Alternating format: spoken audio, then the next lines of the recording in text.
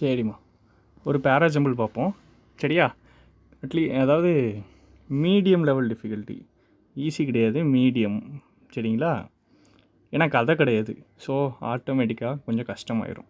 சரி, first step என்ன அப்படின்னா, எப்போவும் போல் ஃபஸ்ட்டு சென்டென்ஸு கண்டுபிடிக்கணும். ஃபஸ்ட்டு சென்டென்ஸ் எதுன்னு கண்டுபிடிக்கணும்.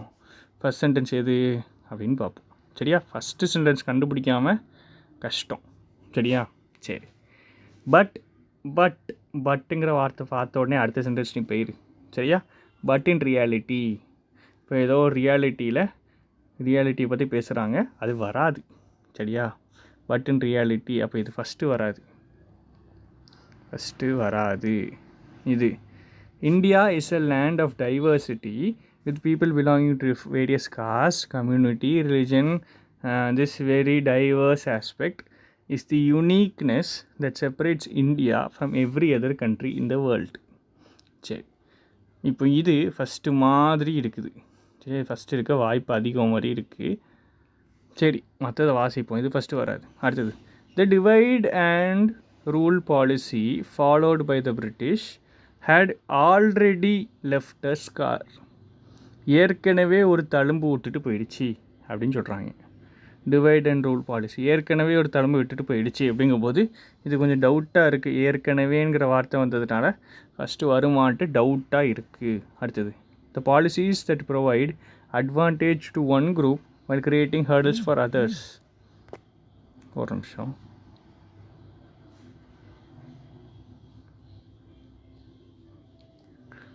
While creating hurdles for others, make way for a dangerous situation which is evident through social setups in the country. அப்படின்னா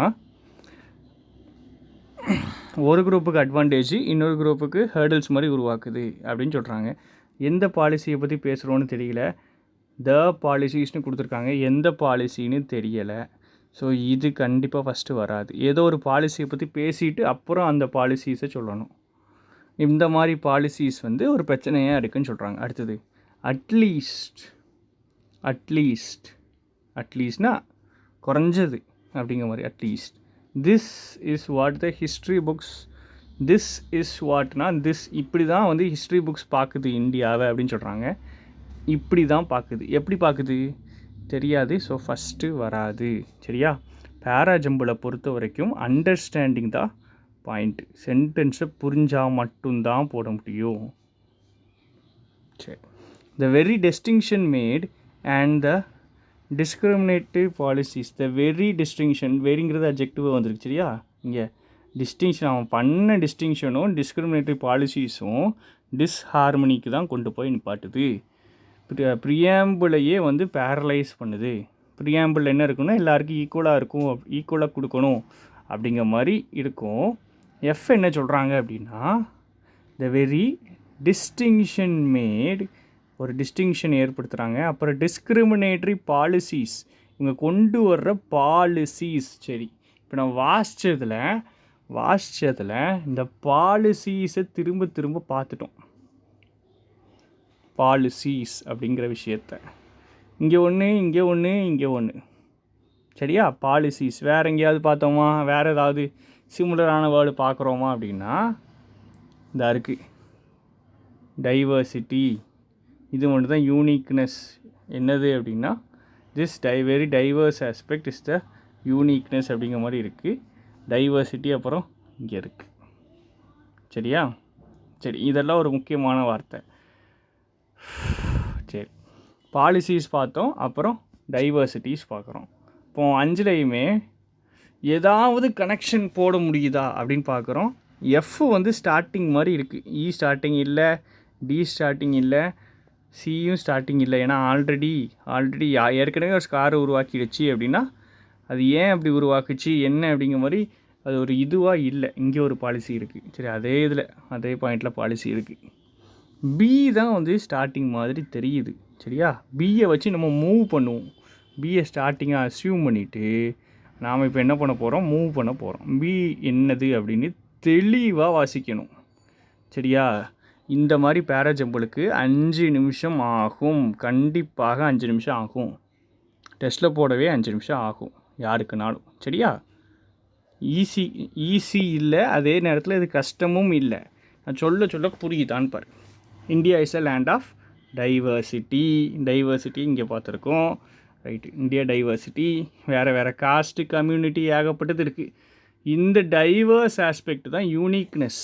என்னது, மற்ற நாடு மாதிரி இந்தியா இல்லை அப்படிங்கிறதுக்கு இது ஒரு யூனிக்கான விஷயம்னு சொல்கிறான். சரியா? சரி, இப்போது வாசிக்காத சென்டென்ஸ் எல்லாம் தெளிவாக வாசிப்போம்.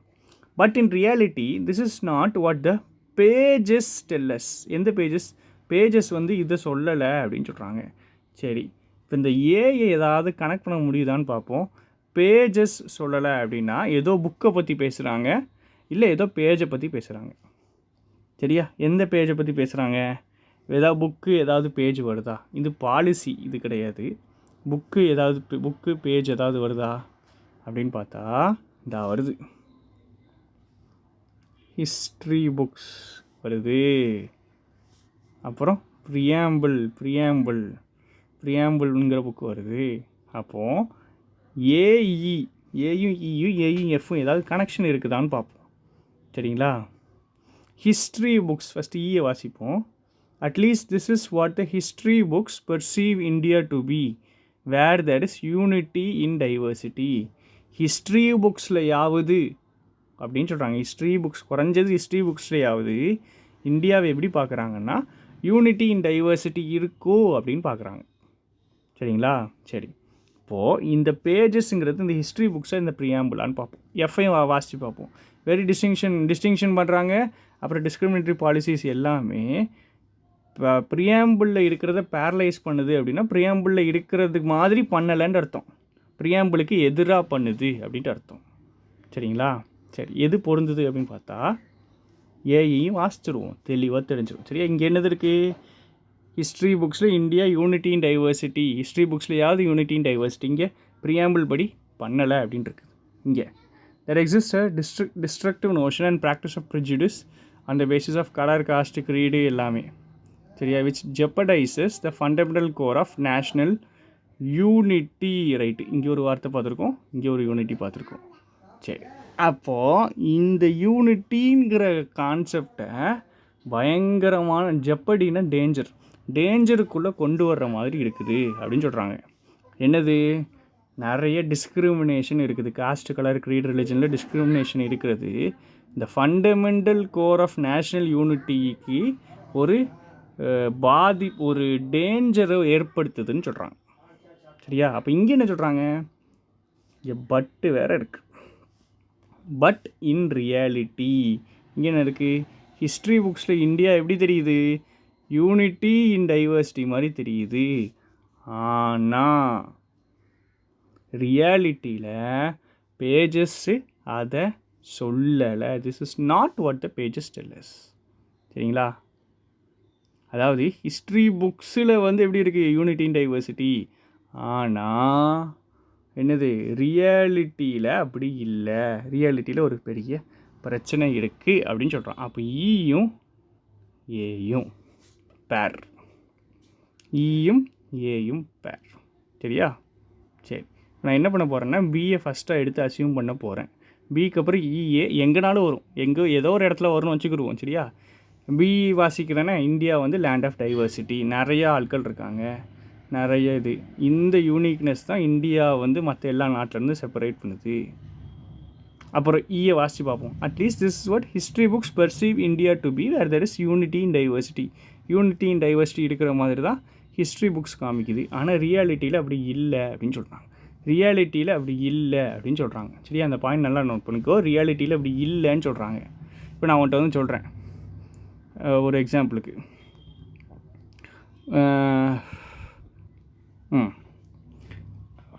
ராகுல் டிராவிட் வந்து ரொம்ப கெட்டவர் அப்படின்னு சொல்கிறேன் ஒரு எக்ஸாம்பிளுக்கு. சரியா? ராகுல் டிராவிட் ரொம்ப கெட்டவர் அப்படின்னு நான் சொல்கிறேன்னா அடுத்தது நான் என்ன சொல்லணும்னு எதிர்பார்ப்பேன்? ராகுல் டிராவிடு கெட்டவர் அப்படின்னு சொன்னால் அடுத்தது நீ என்ன சொல்லணும்? என்ன எதிர்பார்ப்பேன் என் வாயிலிருந்து? ஏன் கெட்டவர் அப்படின்னு நான் சொல்லணும். அதாவது கன்க்ளூஷன் சொல்லிவிட்டு அப்புறம் ரீசன் சொல்லுவாங்க. இல்லை ரீசன் சொல்லிவிட்டு அப்புறம் கன்க்ளூஷன் சொல்லுவாங்க.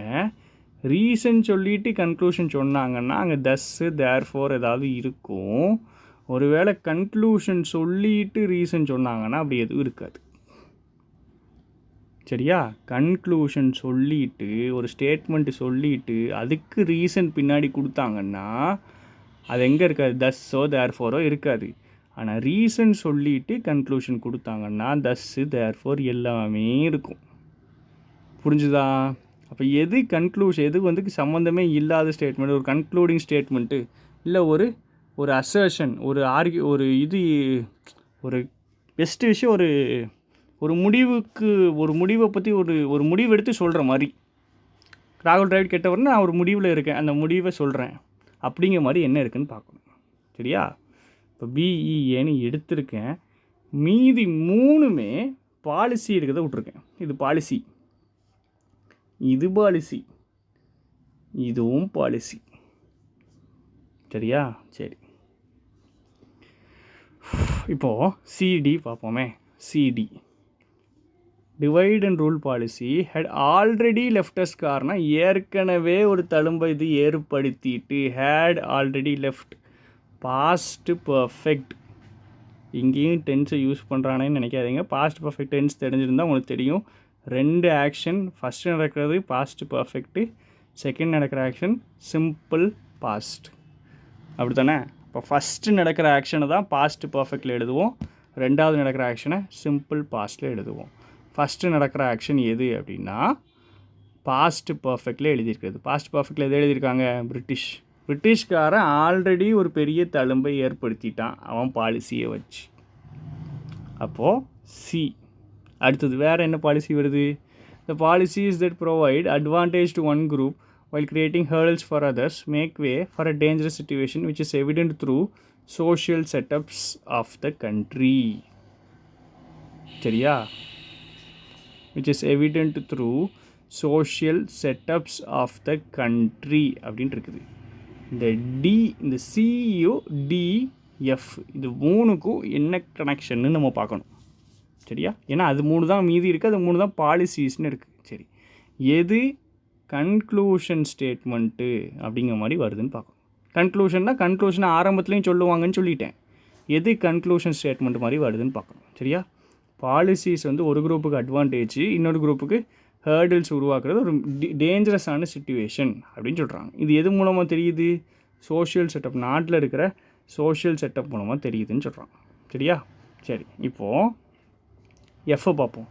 The very distinction made and discriminative policies meted out to the citizens give rise to disharmony which இதை வந்து ப்ரியாம்பிளை வந்து பேரலைஸ் பண்ணிடுது அப்படிங்கிறது எதை சொல்கிறாங்கன்னா டிஸ்டிங்ஷன், ஏற்படுத்துகிற டிஸ்டிங்ஷனும் கொடுத்த பாலிசிஸுன்னு சொல்கிறாங்க. சரியா? இவங்க ஏற்படுத்துகிற டிஸ்டிங்ஷனும் இவங்க கொடுக்குற பாலிசிஸும் ஒரு பெரிய பிரச்சனையை உண்டாக்குதுப்பா அப்படின்னு சொல்கிறாங்க. நீ கொடுக்குற பாலிசிஸு ஒரு பெரிய பிரச்சனையை உண்டாக்குது அப்படின்னு சொல்கிறான்னா அடுத்து என்ன சொல்லணும்? என்ன பாலிசியை கொடுத்தான் அப்படின்னு சொல்லணும். அப்போது ஒன்று புரிஞ்சுக்கோங்க, நீ கொடுக்குற பாலிசி பெரிய பிரச்சனையை உண்டாக்குதுப்பா. பிரிட்டிஷ்காரன் ஆல்ரெடி நம்மளை நிறைய பாலிசி போட்டு நம்மளை இது பண்ணிட்டான், தழும்பை ஏற்படுத்திட்டான். இப்போ நீ கொடுக்குற பாலிசியும் எப்படி தான் இருக்குது? அதே மாதிரி தான் இருக்குதுன்னு சொல்கிறோம். சரியா? இந்த எஃப்சிடி அண்டர்ஸ்டாண்ட் பண்ணிக்க முடியுதான்னு பாரு. நீ ஆன்சர் போடலைனாலும் பரவாயில்ல, அண்டர்ஸ்டாண்ட் பண்ணிக்க முடியுதான்னு பாரு. சரிங்களா? இந்த பாலிசிஸ் வந்து ஒரு பெரிய டிஸ்ஹார்மனியை ஏற்படுத்துது அப்படின்னு நீங்கள் சொல்கிறீங்க. ஃபஸ்ட்டு என்ன சொல்லணும்? பிரிட்டிஷ்காரன் ஆல்ரெடி நிறையா பண்ணிட்டான், இப்போ இவங்க கொண்டு வர்றதும் எப்படி தான் இருக்குது? அதே மாதிரி தான் இருக்குது அப்படின்னு சொல்லணும். சரியா? சியையும் டியையும் பிரிக்க முடியாது, சிடியை பிரிக்க முடியாது. சரியா?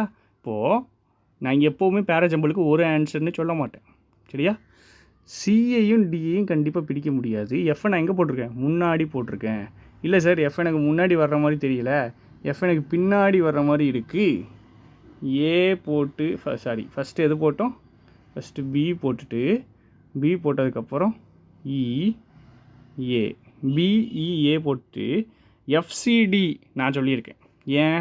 F ஒரு கன்க்ளூஷன். டிஸ்கிரிமினேட்டரி பாலிசிஸ் வந்து பிரச்சனையை உருவாக்குச்சு. முதல்ல பிரிட்டிஷ்காரன் பிரச்சனையை உருவாக்குனா இப்போ நீங்கள் பிரச்சனையை உருவாக்குறீங்க அப்படிங்கிற மாதிரி BEA FCD சொல்லிட்டேன்.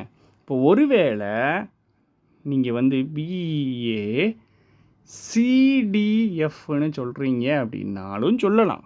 நல்ல லாஜிக்கலாக ரீசனோடு சொல்லணும். சரியா? வேறு ஒன்றும் கிடையாது. இதில் வந்து நியூஸ் பேப்பர் கிளிப்பிங்லேருந்து எடுக்கிறதுனால இந்த மாதிரி பிரச்சனைகள் வரும். சரிங்களா? ஆனால் கான்செப்ட் அண்டர்ஸ்டாண்ட் ஆகுதான்னு பாருங்கள். இந்த மாதிரி இருந்துச்சுன்னா போட முடியுதான்னு பாருங்கள். Correct answer BEA FCD. BEA CDFும் நல்ல தெளிவாக நீ எக்ஸ்பிளைன் பண்ண முடிஞ்சிச்சு அப்படின்னா இதுவும் கரெக்டு தான். BEA CDF போட்டிருந்தாலும் ஓகே தான். ஆனால் கரெக்டாக எது வரும்? BEA FCD. ரெண்டுலேயுமே சிடியை பிரிக்கக்கூடாது. சரியா? உங்களுக்கு எந்த மாதிரி கொஸ்டின் வேணும்னாலும் நீங்கள் என்ன பண்ணுங்கள் அப்படின்னா கீழே இருக்கிற கமெண்ட்டில் சரி இந்த வெப்சைட்டில் இந்த ஒரு 50 கொஸ்டின் இருக்குது சார், இந்த வெப்சைட்டில் இந்த PDF இருக்குது, இதிலேருந்து சால்வ் பண்ணுங்கள் அப்படிங்கிற மாதிரி எது இருந்தாலும் கொஞ்சம் போட்டு விடுங்க. அந்த கொஸ்டின்ஸை நம்ம எடுத்து சால்வ் பண்ணிடலாம்.